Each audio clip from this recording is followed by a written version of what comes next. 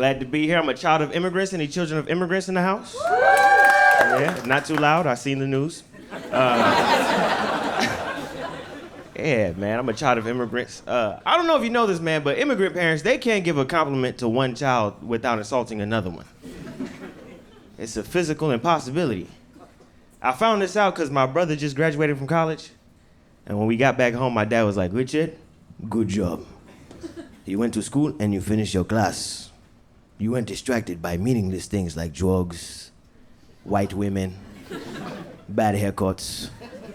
I was like, this nigga talking about me.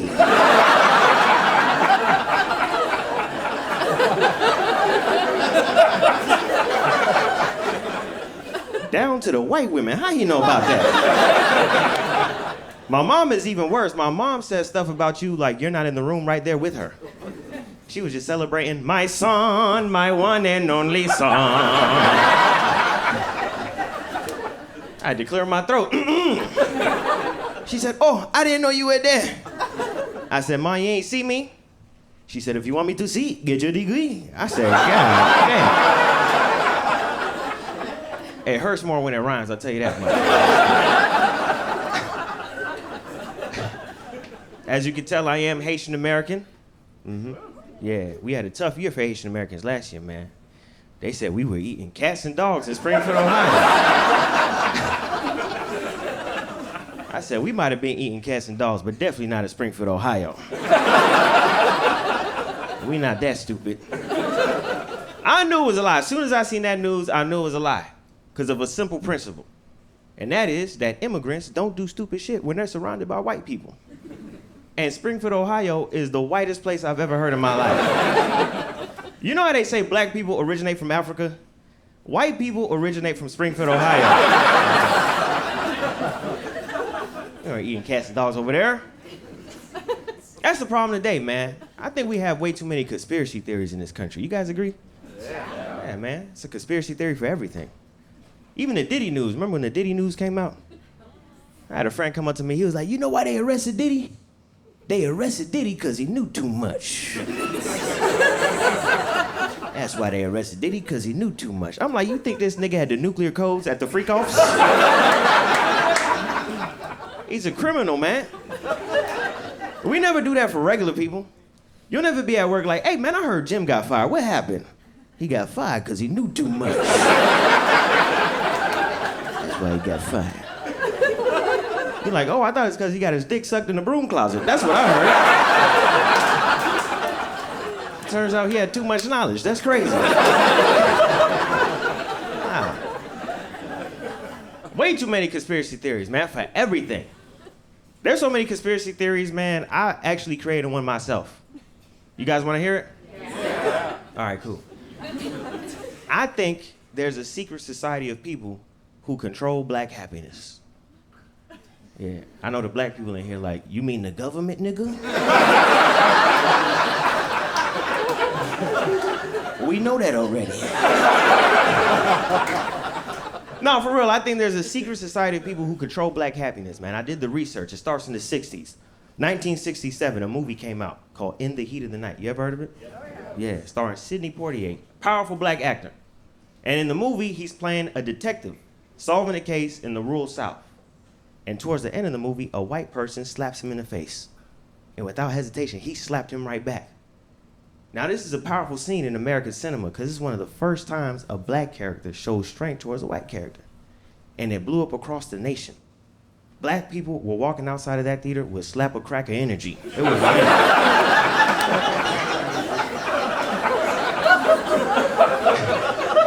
I slap a cracker right now. That was 1967. 1968, MLK got assassinated. I think those two things are connected. It happens all throughout history, man. 1964, the Civil Rights Act gets passed. 1965, Malcolm X gets assassinated. 1995, O.J. Simpson gets let off. 1996, Tupac dies. 2008, Barack Obama gets elected. 2009, Michael Jackson dies. Ladies and gentlemen, I'm here to say, I'm glad Kamala lost. They were gonna take LeBron James. I said, hold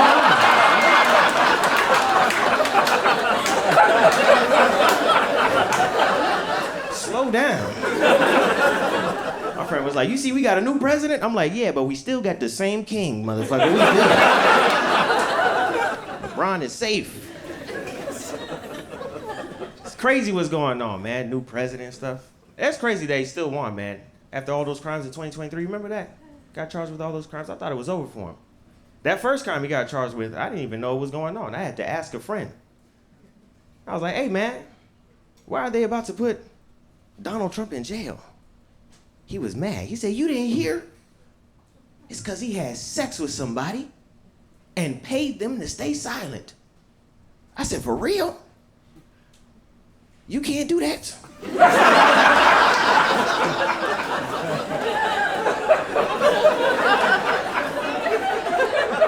I made 37 phone calls that night.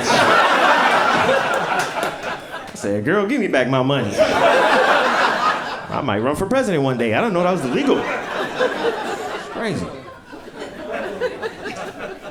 Times are changing, ladies and gentlemen, right in front of our eyes. Times are changing. Because I don't know if you guys remember this, but when I was younger, being president was something you could aspire to be. Nowadays, nobody wants to be president. For real. If my child came up to me and said, Daddy, I want to be the president of the United States, I'd be like, we don't raise criminals in this house. Mm-mm. Now come help Daddy sell this weed.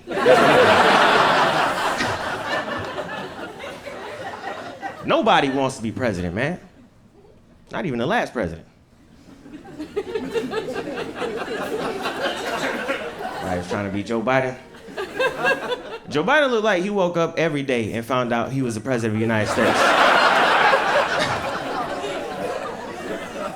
They're like, good morning, Mr. President. He like, President? Who president? I'm president. Kamala Harris had to go up to him, yes, sir, you're the 46th president of the United States. He like, who is this Negro and why is she talking to me? Like, sir, that is your vice president. President? Who president? I'm president, motherfucker. That's crazy. Miss my nigga Joe, man. This immigration shit, man, it's scary. I'm not gonna lie, it's very scary. My parents are mad nervous right now. You know, with all the deportations, ICE agents all around. My dad just called me last week.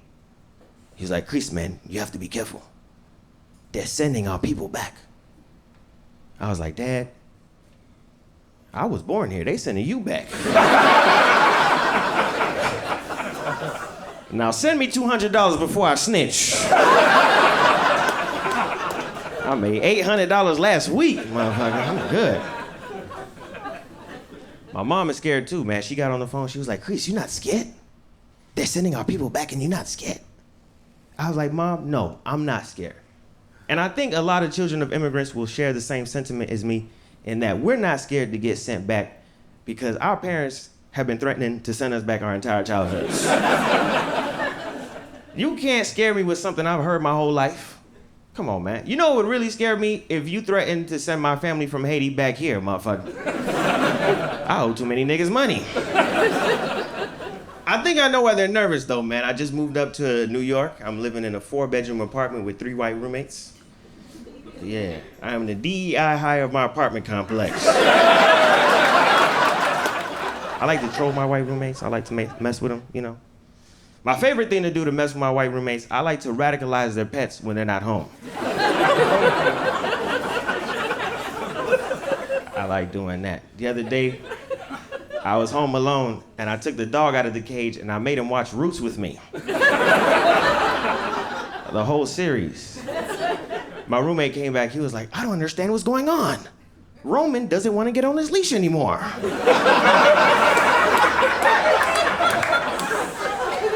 I was like, perhaps Roman is tired of being a slave to his master. His name is Roman Kunta Kinte now. Dog power. My name is Chris Renois. Y'all give it up for your host one more time. Peace out.